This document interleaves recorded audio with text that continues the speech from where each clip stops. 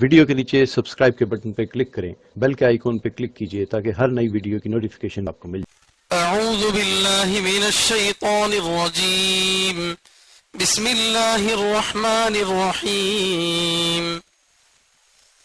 ایحسب الانسان ان یترک سدی الم یک نطفة من منی یمنی ثم كان علقة فخلق فسوى فجعل منه الزوجين الذكر والأنثى أليس ذلك بقادر على أن يحيي الموتى صدق الله العظيم۔ سورة الدهر مكية، بسم الله الرحمن الرحيم۔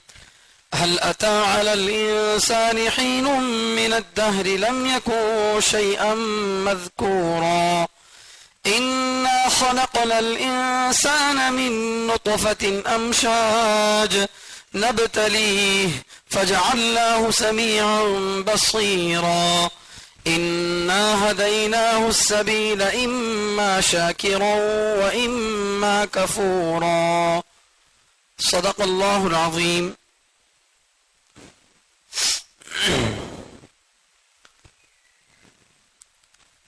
محترم حضرات، 29واں پارے کی تفسیر چل رہی ہے۔ سورۃ القیامہ گزشتہ تقریباً 3 جمعوں سے بیان کیا جا رہا ہے۔ آج اسی سورۃ القیامہ کی آخر کی آیتیں ہیں، اور سورۃ الدہر جو اس کے بعد والا سورہ ہے اس کی ابتدائی کچھ آیتوں کی انشاءاللہ تفسیر آپ کے سامنے بیان کی جائے گی۔ ابھی جو آیتیں آپ کے سامنے پڑھی گئی ہیں، سورۃ القیامہ آیت نمبر 36، اس کی تفسیر بیان کرنے سے پہلے ایک ضروری بات تھی جو گزشتہ جمعہ بتانے رہ گئی تھی، وہ آپ کے سامنے بتا دیتا ہوں۔ یہ بات جو ہے قرات سے متعلق ہے۔ قرآن پڑھنے والے جو مرد حضرات ہیں، جو عورتیں ہیں، چونکہ عام طور سے بڑی عمر کے لوگ باقاعدہ تجوید سے قرآن نہیں پڑھتے، اس کی وجہ سے ان کے قرآن میں بہت ساری غلطیاں ہو جاتی ہیں۔ تو یہاں سورۃ القیامہ میں آیت نمبر 27 میں وقیل من راق یہ لفظ ہے، اس میں وقیل من کے بعد سکتہ لکھا ہوا ہے، تو مطلب یہ ہے کہ اس جگہ من پر آواز روکنا ہے، سانس نہیں توڑنا ہے۔ آواز روکنا ہے لیکن سانس نہیں توڑنا، اس کو بولتے ہیں سکتہ، یعنی تھوڑی دیر خاموش رہنا۔ کیسے پڑھیں گے؟ وقیل من راق، اس طرح پڑھیں گے۔ اور پورے قرآن میں ایسا 4 جگہ پڑھا جاتا ہے۔ سب سے پہلے 15ویں پارے میں سورۃ الکہف میں، جمعے کے دن عام طور سے عورتیں بھی سورۃ الکہف پڑھتی ہیں۔ سورۃ الکہف میں بالکل شروع میں ہے وَلَمْ يَجْعَلْ لَهُ عِوَجًا قَيِّمًا لِيُنذِرَ، تو عوجا پر آواز روکنا ہے، سانس نہیں توڑنا ہے۔ دوسرے نمبر پہ ہے سورہ یاسین، جس کو روزانہ فجر کے بعد عورتیں بھی پڑھتی ہیں، مرد حضرات بھی پڑھتے ہیں۔ سورہ یاسین میں مَن بَعَثَنَا مِن مَرْقَدِنَا هَذَا مَا وَعَدَ الرَّحْمَنُ، تو یہاں پر مَن بَعَثَنَا مِن مَرْقَدِنَا پر آواز روکنا ہے، سانس نہیں توڑنا۔ اور تیسرے نمبر پہ یہاں پر ہے۔ اور چوتھے نمبر پہ پارے ام میں کَلَّا بَلْ رَانَ عَلَى قُلُوبِهِمْ وَيْلٌ لِلْمُطَفِّفِينَ جو سورہ ہے، ان 4 جگہوں میں مخصوص لفظ پر جا کر صرف آواز روکنا ہے، سانس نہیں توڑنا۔ ایسا کرنے کو سکتہ کرنا کہتے ہیں۔ بہرحال یہ ایک تجوید سے متعلق بات تھی۔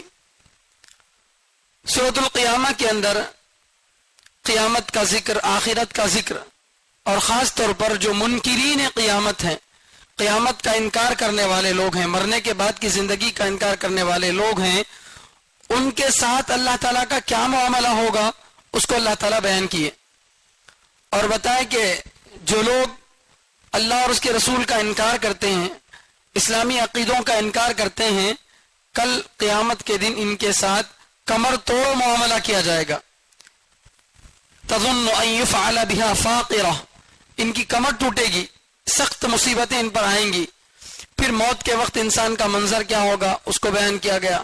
اور پھر اللہ تعالیٰ نے بتایا کہ جو کافر نہ ایمان لایا نہ نماز پڑھا بلکہ قرآن کو جھٹلایا، اللہ کے احکام سے منہ موڑا اور اپنے گھر والوں کے پاس اکڑتا ہوا گیا، تو ایسے کافر کے لیے اللہ تعالیٰ فرما رہے ہیں اولا لک فاولا ثم اولا لک فاولا، تو ستیہ ناش ہو جائے، تو برباد اور ہلاک ہو جائے. تو دو باتیں تھیں، ایمان کا نہ لانا اور دوسرا نماز کا نہ پڑھنا. تو جس طرح ایمان نہ لانا بہت بڑا گناہ ہے بلکہ اصل گناہ یہی ہے، تو اسی طرح نماز کا نہ پڑھنا بھی بہت بڑا گناہ ہے. جس طرح ایمان کے بغیر نماز معتبر نہیں ہے، اسی طرح نماز کے بغیر بھی ایمان کامل نہیں ہے. بہت بڑا مقام اسلام میں نماز کا ہے، اس کو بیان کیا گیا. اب آگے جو باتیں بتائی جا رہی ہیں ذرا غور سے سماعت فرمائیں. آگے جو باتیں بتائی جا رہی ہیں ان آیتوں کا پچھلی آیتوں سے تعلق کیا ہے وہ بتایا جا رہا ہے.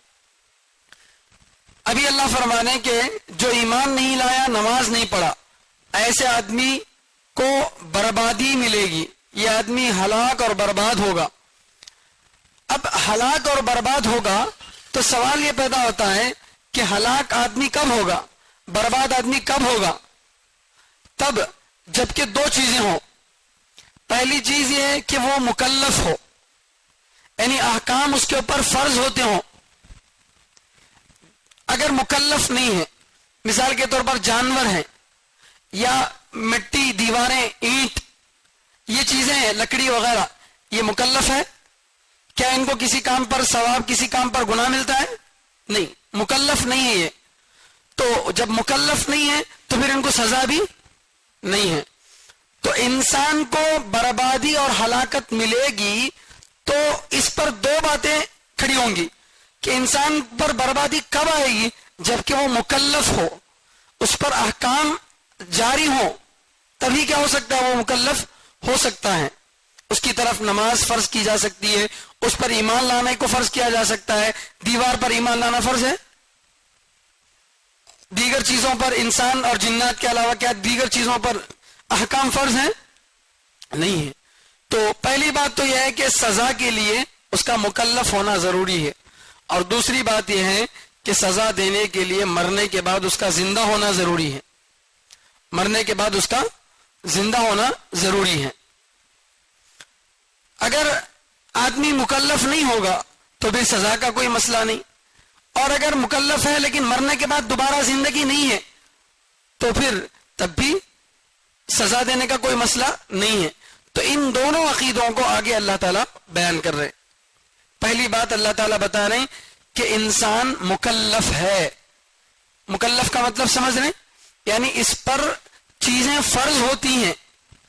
انسان اور جنات یہ مکلف ہیں، فرشتے مکلف نہیں ہیں، فرشتے مکلف نہیں ہیں، اور اس کے علاوہ جتنی مخلوقات ہیں وہ مکلف نہیں ہیں.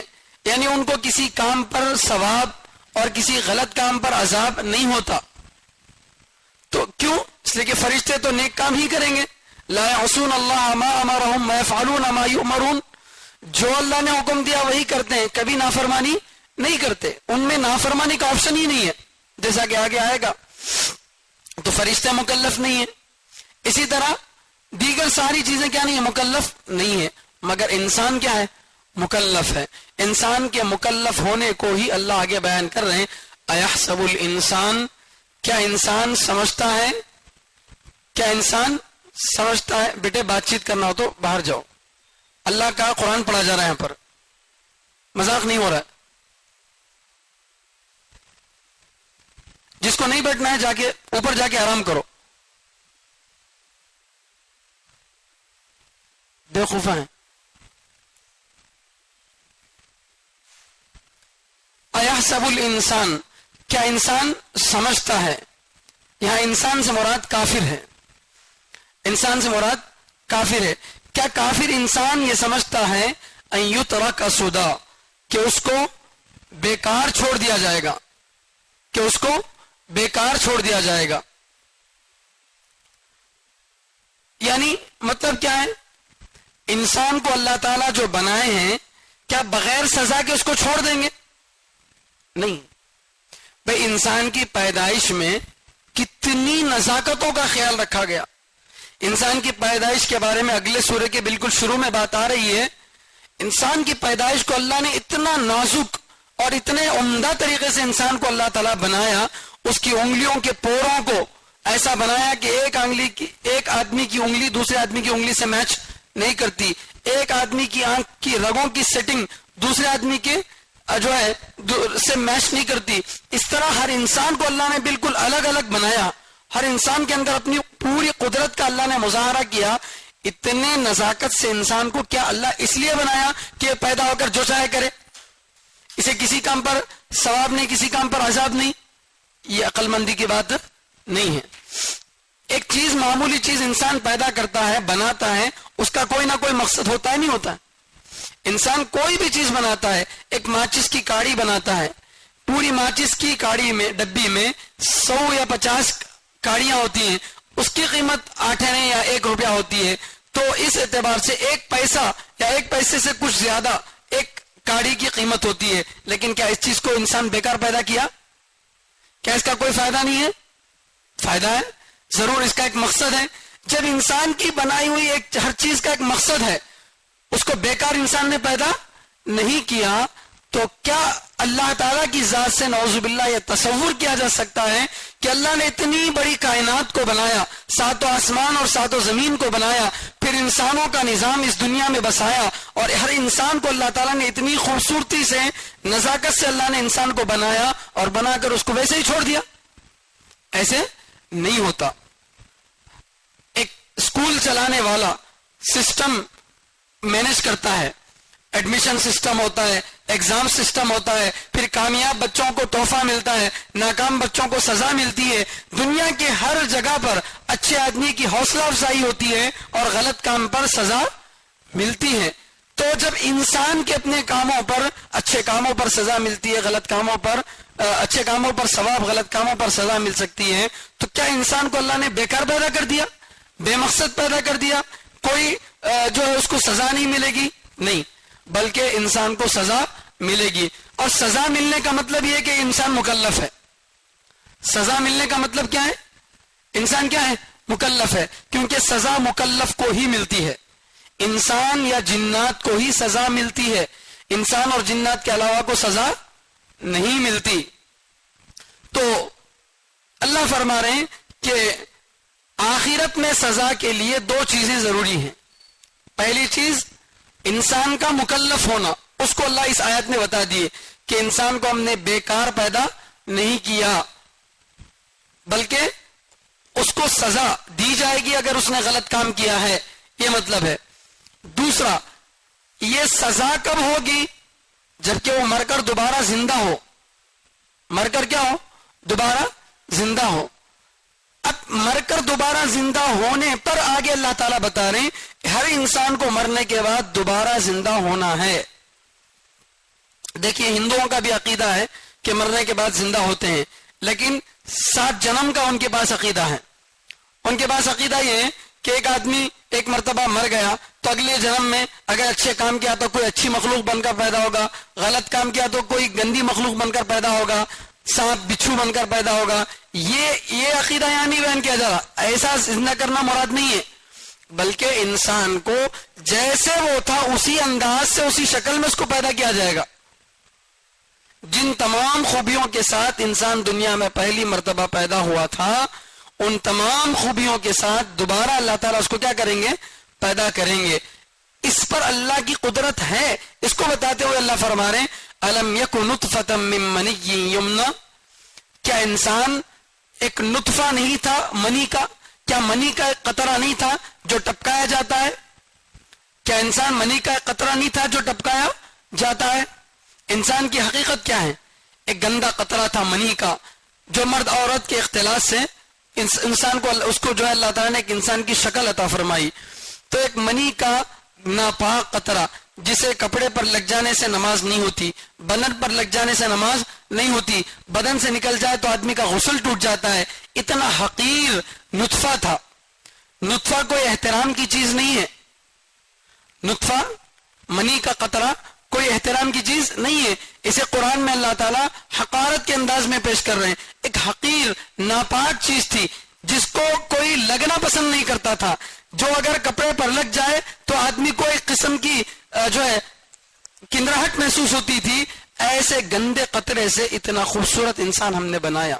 الم یکن نطفہ, کیا انسان قطرہ نہیں تھا؟ من منی, منی کا, یمنا جو ٹپکایا جاتا ہے, یعنی عورت کے رحم میں, عورت کے پیٹ میں یہ نطفہ جو ہے ٹپکایا جاتا ہے, پھر اس کے ذریعے سے اللہ تعالیٰ ایک انسان کو وجود دیتے ہیں.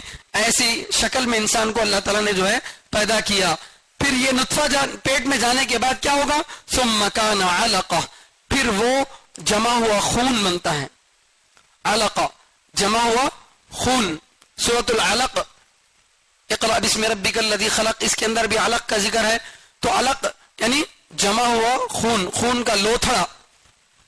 تو یہ منی کا قطرہ جب جاتا ہے رحم میں, اگر اس کو جو ہے رحم میں ٹھہر گیا تو پھر دھیرے دھیرے وہی منی کا قطرہ کیا بن جاتا ہے؟ ایک جمع ہوا خون بن جاتا ہے. پھر اس میں اللہ تعالیٰ جو ہے مختلف مراحل سے گزار کر ایک خوبصورت انسان کو پیدا کرتے ہیں. ہڈیاں اس میں چڑھاتے ہیں, گوشت اس پر چڑھتا ہے, روح اس میں ڈالی جاتی ہے. پھر مختلف مراحل میں ہر 40 دن میں ایک مرتبہ ایک مرحلہ طے ہوتا ہے. اس طریقے سے 4 مہینے کے بعد انسان کیا ہوتا ہے؟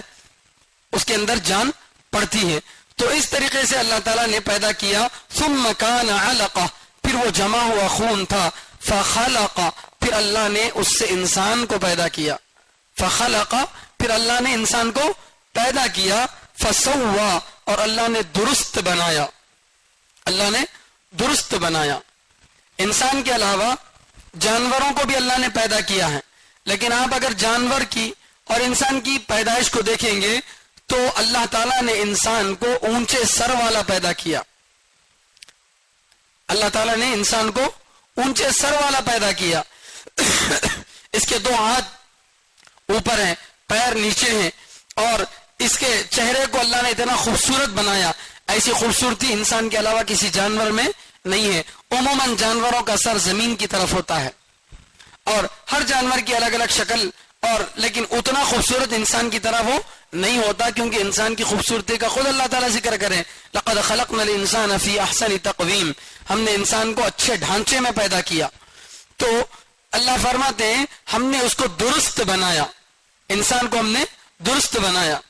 ایسا نہیں ہے کہ کسی انسان کی ناک اتنی موٹی ہو جائے ہاتھی کی طرح, یا آنکھیں بالکل چوہے کی طرح چھوٹی ہو جائیں, یا سر اتنا بڑا ہو جائے, بدن بہت چھوٹا ہو جائے, یا ہاتھ بہت بڑے ہو جائیں. ایسا انسان کو اللہ نے نہیں پیدا کیا. انسان کا بدن بالکل متوازن, برابر, ہر چیز کو اللہ نے ایسے عجیب انداز سے بنایا ہے. میں نے اس سے پہلے بھی بار بار یہ بات کہی, اللہ کی قدرت کو اگر دیکھنا چاہ رہے ہیں, قرآن میں اللہ تعالیٰ فرماتے ہیں وَفِي الْأَرْضِ آيَاتٌ لِّلْمُوقِنِينَ, زمین میں یقین رکھنے والوں کے لیے نشانیاں پھیلی ہوئی ہیں. وَفِي أَنفُسِكُمْ أَفَلَا تُبْصِرُونَ, اور تمہارے اندر خود اللہ نے نشانیاں رکھی ہیں, کیا تم دیکھتے نہیں ہو؟ انسان کی آنکھ کو, جو نرم بہت ہی نازک حصہ ہے, اس کو اللہ تعالیٰ نے 2 سخت ہڈیوں کے درمیان پیدا کیا. اگر انسان منہ کے بل گرتا بھی ہے تو آنکھ پر مار نہیں لگتا, یہاں لگتا ہے, یہاں مار لگتا ہے, لیکن آنکھ پر مار جلدی نہیں لگتا. انسان کی آنکھ کی طرف کوئی کچرا آتا ہے, اللہ نے ایسے دروازے بنائے, آٹومیٹک وہ بند ہو جاتے ہیں. ہم کو بند کرنے کے لیے کوئی بٹن دبانے کی ضرورت نہیں پڑتی. اور انسان کی آنکھوں پر پلکوں کو اللہ نے ایسا بنایا ہے, جو دھول اڑتی ہے وہ ان پر بیٹھتی ہے, آنکھوں میں نہیں گرتی. پھر آدمی جب پلک جھپکتا ہے تو دھول ان پلکوں کے ذریعے سے گر جاتی ہے.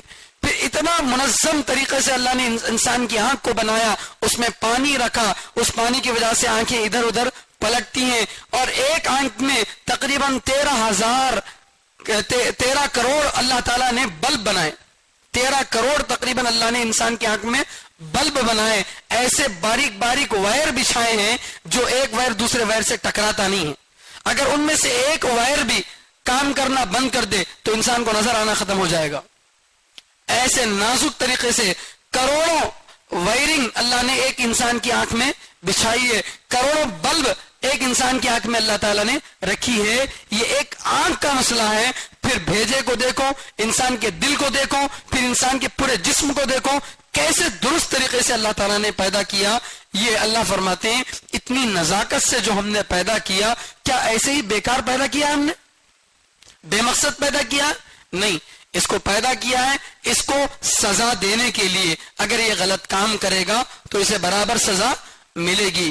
تو ثم کان علقہ، پھر یہ جمع ہوا خون تھا، فخلق، پھر اللہ نے اس کو انسان بنایا، فسوا، پھر اللہ نے درست طریقے سے بنایا، فجعل منہ الزوجین الذکر والانثى، پھر اللہ نے اس سے دو جوڑے بنائے، مرد اور عورتیں. مرد اور عورتیں، اللہ نے اسی نطفے کو کبھی مرد کی شکل دی، کبھی عورت کی شکل دی. خود انسان کو نہیں پتا کہ اس منی کے قطرے سے جو ہے بچہ ہونے والا ہے یا نہیں ہونے والا ہے. کسی کو نہیں پتا کس منی کے قطرے سے بچہ ہونے والا ہے. اور پھر یہ نہیں مطلب یہ پتا کہ کس قطرے سے لڑکا ہوگا لڑکی ہوگی، کوئی پتا نہیں ہے. اللہ نے اس ایک گندے قطرے کو کیا کیا؟ مرد کی شکل دی، کبھی عورت کی شکل دی. اللہ نے اس سے دو جوڑوں کو بنایا. جوڑا کس کو بولتے ہیں؟ میں نے اس سے پہلے بتایا ہے، دو چیزیں مل کر ایک مقصد کو پورا کریں تو اس کو جوڑا بولتے ہیں. دو چیزیں مل کر ایک مقصد کو پورا کریں. جیسے زمین اور آسمان ایک جوڑا ہے. زمین جو ہے آسمان سے پانی برستا ہے، زمین اس کو اپنے اندر جذب کر کے غلہ اگاتی ہے. صرف زمین ہو پانی نہ برسے، صرف پانی برسے زمین نہ ہو تو کوئی غلہ نہیں اگتا. سمندر میں کہیں غلہ اگتا ہے؟ نہیں اگتا.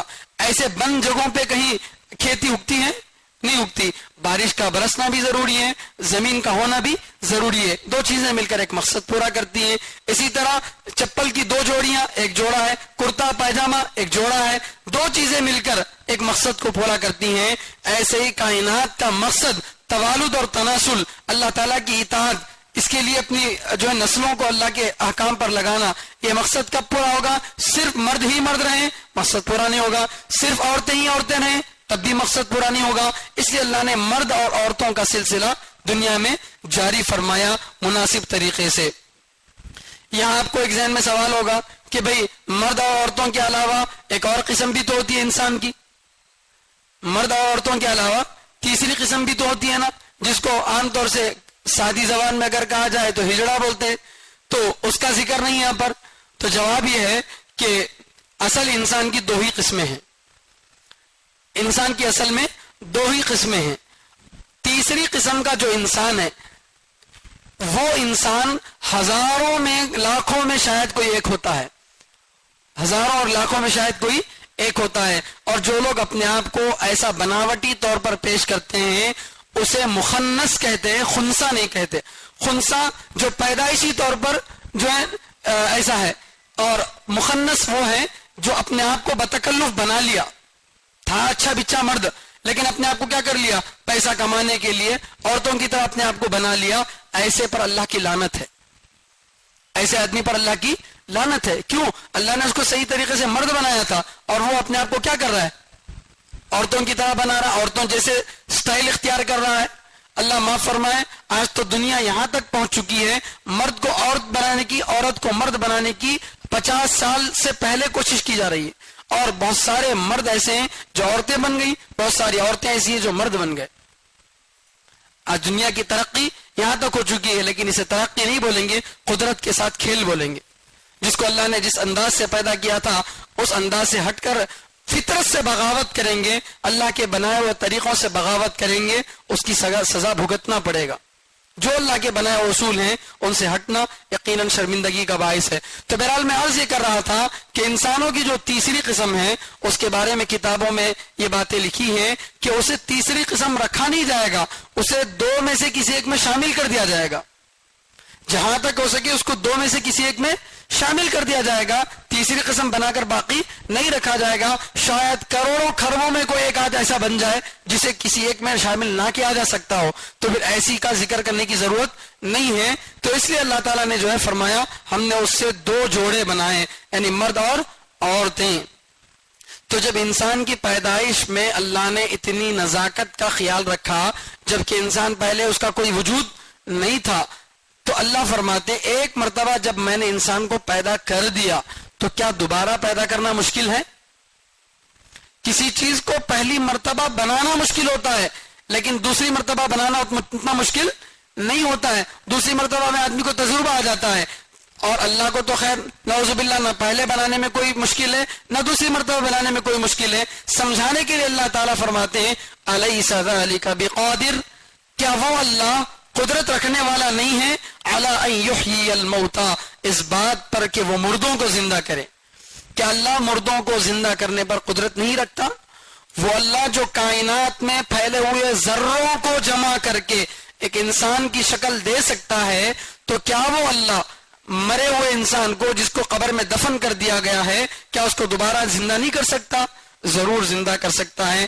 جب یہ آیت پڑھی جائے تو کہیں بلا انا علی ذلک لشاہدین، کہ کیوں نہیں، یقیناً ہم اس پر گواہ ہیں، ہم اس کو مانتے ہیں. حدیث میں آتا ہے کہ جب یہ آیت پڑھیں تو اس طرح کہیں بلا وانا علی ذلک من الشاہدین، میں اس بات پر گواہی دیتا ہوں، ایسا کہیں. اسی طرح سے سورۃ التین میں الیس اللہ باحکم الحاکمین، کیا اللہ تعالی حاکموں کا حاکم نہیں ہے؟ یہ آیت جب پڑھی جائے تب بھی کہیں گے بلا وانا علی ذلک من الشاہدین. یہ قرآن کی آیت نہیں ہے لیکن اس سورے کو پڑھنے کے بعد ایسا کہنا چاہیے. نماز میں نہیں کہنا، فرض نماز میں قرآن کی جب تلاوت کر رہے ہوں تو اس وقت میں ایسا کہنا چاہیے. بعض آیتیں ہیں جن آیتوں کو پڑھنے کے بعد آپ صلی اللہ علیہ وسلم نے بتایا کہ یہ جملہ بڑھاؤ، فَبِأَيِّ حَدِيثٍ بَعْدَهُ يُؤْمِنُونَ. اس آیت کو پڑھنے کے بعد اللہ کے نبی صلی اللہ علیہ وسلم فرماتے ہیں کہ آمنا کہو، کہ اس کے بعد کون سی بات پر تم ایمان لاتے؟ تو ہم کہیں گے آمنا باللہ، ہم اللہ پر ایمان لاتے ہیں، اللہ کی تمام باتوں پر ایمان لاتے ہیں. کیونکہ کوشچن کیا گیا اللہ کی طرف سے الیس ذلک بقادر، کیا اللہ قدرت رکھنے والا نہیں ہے؟ تو ہم جواب میں کیا کہیں گے؟ ہاں اللہ قدرت رکھنے والے ہیں. بلا کیوں نہیں، وانا علی ذلک من الشاہدین، میں گواہی دیتا ہوں کہ اللہ تعالیٰ مرنے کے بعد دوبارہ زندہ کرنے والے ہیں. تو سورہ جس مضمون سے شروع ہوا تھا اسی پر ختم ہوا. سورہ شروع ہوا تھا اسی پر کہ اس دنیا کو ایک دن ختم ہونا ہے. لا اقسم بیوم القیامہ، قیامت کس کو بولتے ہیں؟ اس دنیا کے آخری دن کو کیا بولتے ہیں؟ قیامت. اس دنیا کا جو آخری دن ہے اسی دن کو کیا بولتے ہیں؟ قیامت بولتے ہیں. تو جب قیامت آ جائے گی تو یہ دنیا تو ختم. اب اس کے بعد یہاں کی مخلوق جائے گی کہاں؟ اس کے لیے تو قیامت یہ انسان کے مر جانے کی دلیل ہے. تمام انسان مر جائیں گے کیونکہ قیامت آئے گی تو ساری دنیا ختم ہو جائے گی، اور ساری دنیا جب ختم ہو جائے گی تو قیامت اس بات کی دلیل ہے کہ آخرت ہے. کیوں؟ اس لیے کہ یہاں کی مخلوقات کو دوسرے عالم میں شفٹ کیا جائے گا. اسی دوسرے عالم کو الیوم الاخر، دوسرا دن، یا والآخرہ، دوسرا دن، اس طرح الگ الگ ناموں سے اللہ تعالیٰ نے اس کو یاد کیا ہے. تو قیامت کے تذکرے سے، مرنے کے بعد کی زندگی کے تذکرے سے سورے کو اللہ نے شروع کیا تھا، اسی پر اللہ نے سورے کو ختم کیا. تو خلاصہ کلام یہ ہے کہ اس سورے میں اللہ تعالیٰ خاص طور پر ان عقیدوں کو بیان کیے، اور جو منکرین ہیں اللہ کے مرنے کے بعد دوبارہ زندہ کرنے پر، قیامت کے جو انکار کرنے والے ہیں، ان کے ساتھ اللہ تعالیٰ کیسا سزا کا معاملہ کرنے والے ہیں اس کو بتایا گیا. خاص طور پر ایک آیت میں بس اللہ تعالیٰ نے بتایا تھا وجوہ یومئذ ناظرہ الی ربہا ناظرہ، کچھ چہرے قیامت کے دن تر و تازہ ہوں گے، اپنے رب کو دیکھ رہے ہوں گے. تو بس اتنا ہی ذکر کیا گیا ایمان والوں کا، باقاعدہ ایمان والوں کا لمبا تذکرہ اس سورے میں نہیں کیا گیا. تو منکرین خدا کی سزا کا ہی انکار کیا گیا. اور اللہ کا اصول یہ ہے کہ جب دشمنوں کا ذکر کریں تو دوستوں کا بھی ذکر کرتے ہیں، جب کافروں کا ذکر کرتے ہیں تو ایمان والوں کا بھی ذکر کرتے ہیں. تو اس اعتبار سے آنے والا جو سورہ ہے جس کو سورہ دہر، سورہ انسان، سورہ ابرار، تین طرح کے ناموں سے اس سورے کو یاد کیا جاتا ہے. اس سورے میں گزشتہ سورے میں کنیکشن اس اعتبار سے ہے کہ سورہ قیامہ میں منکرین کا، اللہ کے دشمنوں کا تذکرہ ہے، اور سورہ انسان، سورہ دہر اور سورہ ابرار میں اللہ کے ماننے والے دوستوں کا ذکر ہے، یا ان کے انکار کرنے والوں کی سزا کا ذکر تھا، یا ماننے والوں کی جزا کا ذکر ہے. ان کے ساتھ اللہ تعالیٰ کیسی جنت کی نعمتیں دینے والے ہیں اس کو اللہ تعالیٰ نے یہاں پر بیان فرمایا. چنانچہ اللہ تعالیٰ فرماتے ہیں سورۃ الدہر مکیہ، بسم اللہ الرحمن الرحیم. یہ سورۃ الدہر، اس میں 31 آیتیں ہیں اور 2 رکوع ہیں، اور یہ مکی سورہ ہے. مکے کے زمانے میں اترنے والے صورتوں میں سے ایک سورہ ہے، اور اس میں جو ہے اللہ تعالیٰ بالکل شروع سورے میں فرماتے ہیں بسم اللہ الرحمن الرحیم هل اتى على الانسان حين من الدهر لم يكن شيئا مذكورا. هل یقینا اتا علی الانسان انسان پر آیا حین ایک وقت من الدہر زمانے کا لم یکن وہ انسان نہیں تھا شیئا مذکورا ذکر کیے جانے والی چیز. حل کا لفظ عام طور سے قرآن میں جہاں بھی آیا ہے اس کا ترجمہ ہے کیا. کوئی اگر پوچھنا چاہ رہا کیا آپ کھا لیے تو بولیں گے حل اکلتا، تو حل کا عام طور سے ترجمہ آتا ہے کیا، لیکن یہاں پر حل کا ترجمہ ہے یقیناً، کیونکہ یہ جو سوال کیا جا رہا ہے یہ بات کو اچھی طرح سے ذہن میں بٹھانے کے لیے. جیسے 12 بجے کے وقت میں کوئی آدمی کہے کہ کیا یہ دن نہیں ہے، تو سوال کرنا مقصود نہیں ہے. 12 بجے دن کے وقت میں کڑی دھوپ کے وقت میں اگر کوئی دوسرے سے یہ کہے کیا یہ دن نہیں ہے، تو وہاں سوال کرنا مقصود نہیں ہے، بلکہ بتانا یہ ہے یقیناً یہ دن ہے. مقصود کیا ہے؟ یقیناً یہ دن ہے. تو اسی یقین کا ترجمہ کرتے ہوئے یہاں حل کو قد کے معنی میں مانا گیا ہے. چنانچہ فرماتے ہیں حل اتا یقیناً آیا علی الانسانی انسان پر. یہاں انسان سے مراد آدم علیہ السلام کے علاوہ باقی لوگ مراد ہیں. آدم علیہ السلام اس میں مراد نہیں ہے. حل اتا علی الانسانی حین من الدہر، یا پھر آدم علیہ السلام کو اس میں مراد لے سکتے ہیں. اگلی آنے والی آیت میں جو ہے انسان سے مراد آدم علیہ السلام نہیں ہے، یہاں آدم علیہ السلام بھی مراد ہو سکتے ہیں.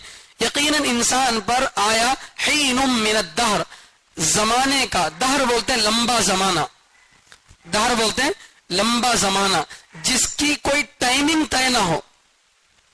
جیسے مہینہ 30 دن کو بولتے ہیں، سال 360 دن کو بولتے ہیں، 12 مہینوں کو بولتے ہیں. ویسے دہر کا کوئی وقت متعین نہیں ہے، یعنی اتنے سالوں کو یا اتنے مہینوں کو جو ہے دہر بولتے ہیں ایسا نہیں ہے. دہر بولتے ہیں ایک لمبے زمانے کو. تو حل اتا علی الانسان یقیناً انسان پر آیا ہے حین، حین کے معنی وقت، حین من الدہر زمانے کا ایک لمبا وقت. یا تنوین جو آئی ہے وہ تکثیر کو بتانے کے لیے، بہت زیادہ کا معنی بتانے کے لیے، حین ایک لمبا وقت زمانے کا، لم یکن شیئا مذکورا کہ وہ انسان ذکر کے قابل چیز نہیں تھا، کہ وہ انسان ذکر کے قابل چیز نہیں تھا. کیا بیان کر رہے ہیں اللہ تعالیٰ؟ دیکھیے اس دنیا میں جس میں ہم رہ رہے ہیں ہم تیسرے نمبر کے رہنے والے ہیں. انسان تیسرے نمبر پہ دنیا میں آیا ہے. انسان سے پہلے 2 اور مخلوق اس دنیا میں رہی ہے. سب سے پہلے جب اللہ تعالیٰ نے دنیا کو بنایا، جس کا اللہ تعالیٰ 24ویں پارے میں ذکر کر رہے ہیں کہ ہم نے فی 4 ایام خلق 7 سماوات ومن الارض مثلہن، اللہ نے 7 آسمان کو زمین کو بنایا، 4 دن میں بنایا، پھر اس کے بعد باقی اور 2 دن میں باقی چیزوں کو اللہ نے بنایا. تو 6 دن میں اللہ تعالیٰ نے پوری کائنات کو بنایا. اللہ چاہتے تو 6 سیکنڈ میں یا اس سے کم میں بھی اللہ کیا کر سکتے تھے؟ پیدا کر سکتے تھے. لیکن حدیث میں آتا ہے اللہ نے 6 دن کا وقت لے کر پوری کائنات کو بنایا ہے، یہ سمجھانے کے لیے کہ جلدی کا کام شیطان کا کام ہے. العجلۃ من الشیطان، جلدی شیطان کی طرف سے ہوتی ہے. مطلب اس کا یہ مطلب نہیں کہ نماز کا ٹائم ہو تو جلدی نہیں پڑھنا ہوگا. جلد بازی کا کام، کوئی سا بھی کام سوچے بغیر جلد بازی میں کر دینا، یہ مطلب ہے. ورنہ اچھے کاموں میں تو جلدی کرنا چاہیے. تو جلد بازی یہ شیطان کی طرف سے ہوتی ہے. یہ اللہ سکھانا چاہتے تھے کہ دیکھو مجھے قدرت ہے، میں کن بولا تو فیکن، وہ ہو جاتا. اللہ کو کن بولنے کی بھی ضرورت نہیں ہے. کسی چیز کو وجود میں لانے کے لیے کن بولنے کی بھی ضرورت نہیں ہے. اللہ ارادہ کر لیا وہ چیز بن گئی ہے نہیں. تو پھر بھی اللہ تعالیٰ 6 دن کا ٹائم لے کر پوری کائنات کو بنایا. ٹھیک ہے، اس کے بعد بہت ساری مخلوقات کو اللہ بنایا، اور آخر میں اللہ تعالیٰ ملائے اسفل یعنی زمینی فرشتے اللہ نے بنائے. ایک ملائے اعلیٰ ہے آسمانی فرشتے، اور ایک ہے ملائے اسفل زمینی فرشتے، زمینی فرشتوں کو اللہ نے بنایا. زمینی فرشتے اس دنیا میں رہتے تھے، فطری طور پر اللہ کی عبادت کرتے تھے، یعنی ان کا نیچر ہی تھا عبادت کرنا. عبادت کے علاوہ گناہ کرنا ان کو آتا ہی نہیں تھا. جیسے چھوٹے موبائل میں کیا نہیں ہوتا، ویڈیو کال کرنے کا آپشن ہی نہیں ہوتا. چھوٹا سا موبائل ہے 1000-1200 روپے والا، تو کی بورڈ کا جو موبائل ہے عام طور سے اس میں آپشن نہیں ہوتا. تو اسی طرح فرشتوں کے اندر گناہوں کا آپشن ہی نہیں تھا، اسی لیے وہ مکلف بھی نہیں تھے. فرشتے کیا نہیں تھے؟ مکلف نہیں تھے. مکلف کا بھی شروع سورہ میں ذکر آیا، جب شروع تفسیر میں. مکلف کس کو بولتے ہیں؟ جس کے نیک کام پر ثواب، غلط کام پر عذاب ہوتا ہو، اس کو کیا بولتے ہیں؟ مکلف. اور یہ مکلف کون ہے؟ انسان اور فرشتے، انسان اور جنات. انسان اور جنات ہی کیا ہے؟ مکلف ہیں. فرشتے مکلف نہیں ہے. تو اللہ نے سب سے پہلے اس کائنات میں کس کو بسایا؟ فرشتوں کو. وہ اللہ کی مسلسل عبادت کرتے تھے. اس کے بعد ایک لمبے زمانے کے بعد یہاں اللہ تعالیٰ نے جان کو پیدا کیا، جن کی اولاد جنات کہلاتی ہے. جنات کو اللہ تعالیٰ نے یہاں پر پیدا کیا. جنات یہاں پر تھے، چونکہ ان کو آگ سے پیدا کیا گیا تھا، اس لیے ان کے اندر نافرمانی کا غلبہ زیادہ تھا. نافرمانی کا غلبہ زیادہ تھا. تو یہ لوگ اللہ تعالیٰ کی نافرمانی کرتے رہے. پھر ایک لمبے زمانے کے بعد اللہ تعالیٰ نے فرمایا فرشتوں سے، وَإِذْ قُلْنَا لِلْمَلَائِكَةِ اسْجُدُوا لِآدَمَ وَإِذْ قَالَ رَبُّكَ لِلْمَلَائِكَةِ إِنِّي جَاعِلٌ فِي الْأَرْضِ خَلِيفَةً. یاد کرو اس وقت کو جب ہم نے فرشتوں سے کہا کہ انی جاعل فی الارض خلیفہ، ہم زمین میں اپنا ایک نائب بنانے والے ہیں. فرشتوں کے سامنے اللہ نے ذکر کیا کہ اب میں دنیا میں اپنا ایک نائب بنانے والا ہوں، میرے احکام کو دنیا میں وہ پورا کرے گا، میرا نائب، اس کو میں بنانا چاہتا ہوں. تو فرشتوں کو چونکہ انسان کے بارے میں پتا نہیں تھا، تو انہوں کیا بولے؟ اتجعل فیہا من یفسد فیہا ویسفک الدماء. اے اللہ، آپ زمین میں ایسی مخلوق کو پیدا کریں گے کہ جو زمین میں فساد پھیلائے، خون بہائے. تو اللہ تعالیٰ کیا بولے؟ تم نہ نہیں معلوم لے، میرے کو معلوم. فرشتے بولے عبادت کرنے کے لیے ہم ہی کافی ہیں. وَنَحْنُ نُسَبِّحُ بِحَمْدِكَ وَنُقَدِّسُ لَكَ. عبادت کرنے کے لیے، آپ کی تعریف بیان کرنے کے لیے ہم کافی ہیں. تو اللہ فرمائے انی اعلم ما لا تعلمون، میں وہ باتیں جانتا ہوں جو تم نہیں جانتے. بہرحال تو اس کے بعد اللہ تعالیٰ نے کیا کیا؟ انسان کو پیدا کیا. تب یہ دیکھیے کائنات کو، دنیا کو اللہ نے کب بنایا ہوگا؟ کتنے کروڑ سال پہلے بنایا ہوگا؟ کسی کو اس کا علم نہیں ہے. ایک لمبے زمانے تک ملائے اسفل اس میں رہے. پھر اس کے بعد جنات کا دور آیا. پھر جنات ابھی بھی ہے، لیکن اب حکمرانی، دنیا کو چلانے کا جو نظام اللہ نے دیا وہ کس کے ہاتھ میں دیا؟ انسان کے ہاتھ میں دیا. جنات میں کوئی جو ہے، جنات کو بھی اللہ کے نبی صلی اللہ علیہ وسلم پر ایمان لانا ہے. جنات کو بھی اللہ کے نبی صلی اللہ علیہ وسلم پر کیا کرنا ہے؟ ایمان لانا ہے. وہ انسانوں کے تابع بن گئے، اب ان کے ہاتھ میں کنٹرول نہیں رہا دنیا کا. تو اس کو، انسان کو اللہ نے اتنے سالوں کے بعد بنایا. تو اب آپ اندازہ کرو اتنے کھربوں سال تک جب فرشتے تھے، کیا انسان کا ذکر دنیا میں تھا؟ جب جنات تھے تو کیا کسی کو پتا تھا کہ انسان دنیا میں آنے والا ہے؟ نہیں. جب پہلی مرتبہ اللہ نے فرشتوں کے سامنے ڈسکس کیا کہ میں زمین میں اپنا ایک نائب بنانے والا ہوں، تب پتا چلا کہ انسان بھی کوئی چیز ہے جو دنیا میں آئے گی. سمجھ رہے؟ تو اس سے پہلے دنیا میں انسان کیا تھا؟ لم یکن شیئا مذکورا، کوئی ذکر کے قابل چیز ہی نہیں تھا. اس سے ایک مطلب یہ ہے، یا پھر اس کا ایک مطلب یہ ہے کہ انسان ماں کے پیٹ میں جب گیا، نطفہ جب عورت کے رحم میں جاتا ہے تو نہ شوہر کو معلوم ہوتا ہے کہ اس سے حمل ٹھہرنے والا ہے، نہ خود بیوی کو معلوم ہے کہ حمل ٹھہرا ہے. ماہواری جب نہیں آتی تب جا کر وہ ڈاکٹر کے پاس جا کر چیک اپ کراتے ہیں. تب جا کر جو ہے 1 مہینہ 1.5 مہینے کے بعد عورت کو پتا چلتا ہے کہ مجھے کیا ہوا، حمل ٹھہرا ہے. تب تک کو اسے بھی نہیں معلوم کہ حمل ٹھہرا ہے. تو اسے خود، جس کے پیٹ میں حمل ٹھہرا، اسی کو نہیں معلوم کہ میرے پیٹ میں کیا ہے، حمل ٹھہرا ہے. اور اس کے بعد اتنا تو پتا چلتا ہے کہ حمل ٹھہرا ہے، لیکن وہ کیسا ہے، مرد ہے یا عورت ہے. آج کل اندازہ لگایا جاتا ہے، لیکن یہ اندازہ، یہ یقینی چیز نہیں ہے لڑکا ہے لڑکی کا. پھر اگر لڑکا ہے لڑکی اندازہ لگا بھی لیں، جبکہ غلط ہے، صحیح نہیں ہو سکتا، تو پھر یہ خوبصورت ہوگا یا بدصورت ہوگا، اخلاق والا ہوگا یا بد اخلاق ہوگا، ذہین ہوگا، کمزور ہوگا، اس کا کوئی ذکر نہیں ہے. تو اس اعتبار سے انسان اس پورے 9 مہینے کے پروسیس میں کیا تھا؟ قابل ذکر چیز نہیں تھا. تو اللہ نے انسان کو ایسے انداز میں پیدا کیا کہ ایک لمبا زمانہ اس پر 9 مہینے کا ماں کے پیٹ میں گزرا جس میں وہ قابل ذکر چیز نہیں تھا. کیونکہ وہ کیا تھا؟ ایک منی کا قطرہ، ایک منی کا قطرہ، یا ایک خون کا جمع ہوا خون کا حصہ، یا پھر گوشت کا ٹکڑا، یا ہڈیوں کا ڈھانچہ. یہ ذکر کے قابل چیزیں نہیں تھی. خود ماں کو نہیں معلوم اس وقت کیا پروسیس چل رہا ہے پیٹ میں. معلوم ہے؟ ماں بتا سکتی ہے کہ اس وقت میرے بچے کے اندر ہڈیاں ڈال دی گئی ہیں، اب گوشت چڑھ رہا ہے، اب اس کے اندر ہارٹ بیٹ ڈال دی گئی. پتا چلتا ہے؟ نہیں پتا چلتا، خود اس کو نہیں معلوم. تو اس طریقے کے پروسیس سے اللہ تعالیٰ جو ہے انسان کو لے کر جاتے ہیں، ایک لمبا زمانہ اس پر گزرتا ہے کہ وہ قابل ذکر چیز نہیں تھا. پھر انسان کو اللہ نے کیا کیا؟ انا خلقنا الانسان من نطفۃ امشاج. یقیناً ہم نے انسان کو پیدا کیا. یہاں انسان سے مراد آدم علیہ السلام کے علاوہ دوسرے ہیں، کیونکہ آدم علیہ السلام کو اللہ نے نطفے سے پیدا نہیں کیا. انا خلقنا الانسان من نطفہ، ہم نے انسان کو منی کے قطرے سے پیدا کیا. تو مطلب یہ ہوا کہ اس میں آدم علیہ السلام مراد نہیں ہے، کیونکہ آدم علیہ السلام کو کس سے پیدا کیا گیا؟ مٹی سے. کھنکھناتی من صلصال من حمأ مسنون، کھنکھناتی مٹی سے اللہ نے کیا کیا؟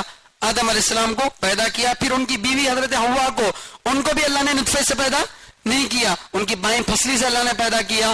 اور اللہ ان کی اولاد کو بھی ایسے ہی پیدا کرتے اگر وہ والا پروسیس نہ ہوتا کہ جس درخت کو کھانے سے منع کیا گیا، اگر وہ درخت نہ کھاتے تو وہ جنت میں ہی رہتے، تو انسان ایسے ہی پیدا ہوتے مٹی سے. لیکن اللہ کو منظور کچھ اور تھا، اللہ کو منظور کچھ اور تھا. اللہ کو پتا تھا کہ جس درخت کو کے کھانے سے منع کیا جائے گا اس کو وہ کھائیں گے، اس کے نتیجے میں ان کو دنیا میں جانا پڑے گا. دنیا میں جانے کے بعد دنیا کی غذائیں کھائیں گے، دنیا کی غذاؤں سے خون، بلغم، صفرا، سودا بنے گا. پھر اس کے ذریعے سے ایک منی کا قطرہ بنے گا، پھر منی کا قطرہ خون کا لوتھڑا بنے گا، پھر وہ جو ہے گوشت کا جو ہے ٹکڑا بنے گا، پھر اس پر ہڈیاں آئیں گی، پھر اس پر گوشت چڑھے گا، پھر اس پر روح، اس میں روح ڈالی جائے گی. یہ ساری چیزیں اللہ تعالیٰ کو معلوم تھی. پھر اللہ نے انسان کو حضرت آدم اور حضرت حوا کو دنیا میں بھیجا. پھر یہاں سے منی کے ذریعے سے انسانوں کی پیدائش کا پروسیس شروع ہوا. تو یہاں پر انسان سے مراد یہ بعد والے انسان مراد ہیں. انا خلقنا الانسان من نطفہ، ہم نے انسان کو نطفے سے پیدا کیا. وہ بھی کیسا نطفہ؟ امشاج، ملے ہوئے نطفے سے. یعنی مرد اور عورت دونوں کے نطفے سے، دونوں کا ملا ہوا نطفہ ہو تبھی کیا ہو سکتی ہے؟ اولاد ہو سکتی ہے. صرف مرد کے نطفے سے، صرف عورت کے نطفے سے پیدائش عام طور سے نہیں ہوتی. یاد رکھیے، دو لوگوں کے ملاپ سے یہ پیدا کرنا اللہ کا عام ضابطہ ہے، لیکن اس کا یہ مطلب نہیں کہ انسان اسی انداز سے ہی پیدا ہو سکتا ہے. کیوں؟ آدم علیہ السلام کو اللہ نے اس سے کیا کیا؟ ہٹا کر پیدا کیا. وہ ملے ہوئے نطفے سے پیدا نہیں تھے. حضرت عیسیٰ علیہ السلام ان کی صرف والدہ تھی، والد تھے، وہاں کوئی ملا ہوا نطفہ تھا نہیں تھا، لیکن اللہ نے ان کو پیدا کیا. تو اس لیے اس آیت کو دیکھ کر یہ نہیں سمجھنا کہ بھئی اس کے علاوہ جو پیدا ہوں گے وہ انسان نہیں ہے. اولے انسان خود اس طریقے سے ہٹ کر پیدا ہوا ہے، سب سے پہلا انسان. تو اس لیے یہ عام ضابطہ ہے اللہ تعالیٰ کا. اللہ چاہے تو اس طریقے سے ہٹ کر بھی انسان کو پیدا کر سکتے ہیں. تو ہم نے انسان کو ملے ہوئے نطفے سے پیدا کیا. ہم اس کو آزماتے ہیں یا ہم اس کو الٹ پھیر کرتے ہیں، پھر ہم نے اس کو سننے والا، دیکھنے والا بنایا. چونکہ وقت بہت ہو چکا ہے اور یہ آیت بہت تفصیل طلب آیت ہے، اس لیے یہیں پر اس آیت کو مکمل کیا جاتا ہے. اللہ تعالیٰ سے دعا ہے کہ اللہ تعالیٰ ہم سب کو کہنے سننے سے زیادہ عمل کرنے کی توفیق عطا فرمائے. سبحان اللہ بحمدہ، سبحانک اللہم و بحمدک، ونشہد ان لا الہ الا انت ونستغفرک ونتوب الیک.